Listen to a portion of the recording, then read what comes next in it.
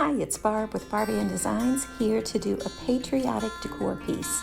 I'm actually using my chalk paste with chalk Couture to paint the background, just adding a little water and spreading it around with a brush and putting some swirls in there for fun.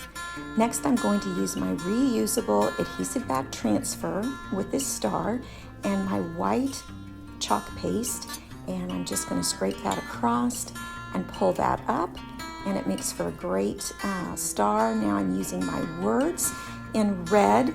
All these transfers can be washed and reused again, and I am deciding that the blue and red doesn't quite pop, so I decided to go over it with white and shadow it just a little bit, and that does the trick.